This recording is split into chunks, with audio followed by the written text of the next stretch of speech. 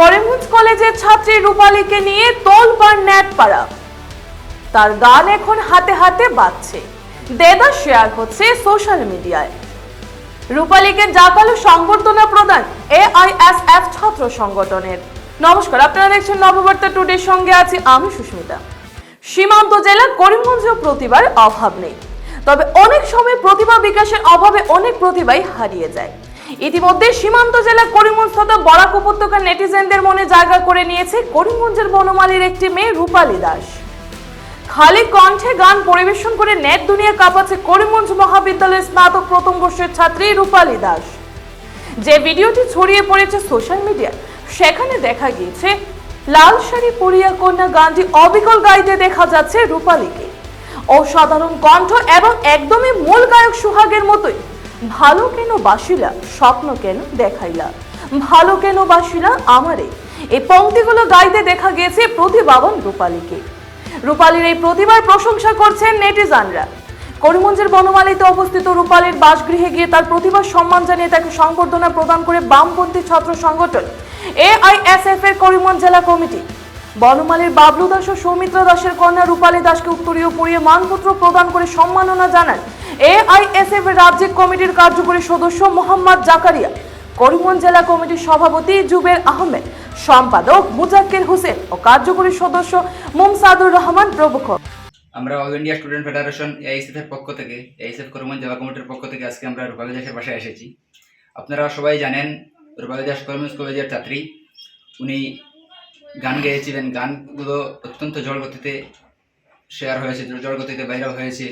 অনেক মানুষ, লক্ষ লক্ষ মানুষ এই গানগুলো ইতিমধ্যে দেখেছেন, যেই গানগুলো ইতিমধ্যে সমস্ত বরাক ব্যাপী বা সমস্ত রাজ্যব্যাপী, সেগুলো একটা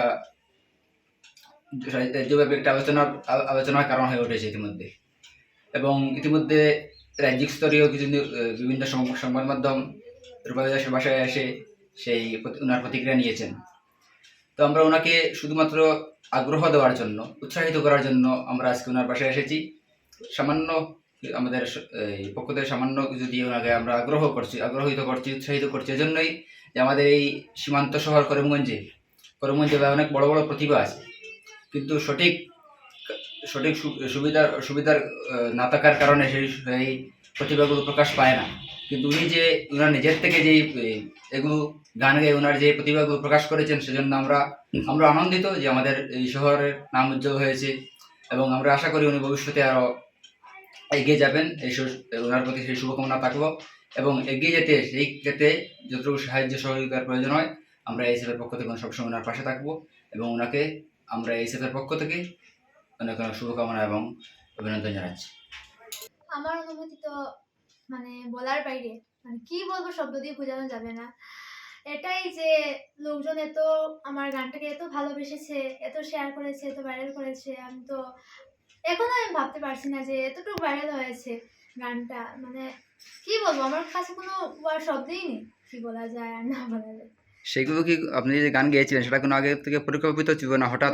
না হঠাৎ, এটা আমাদের কলেজে আমরা আর কি আড্ডা ছিল, আর কি একটা আড্ডা জমছিল।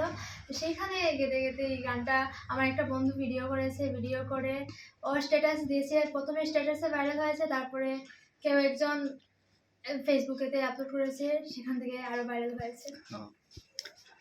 তো আপনি কি গান গেয়েছিলেন, সেই গানের আগে থেকে অভিজ্ঞতা ছিল, আগে থেকে আপনি প্রশিক্ষণ নিয়েছিলেন কি? না, কোনো শিক্ষা নিইনি।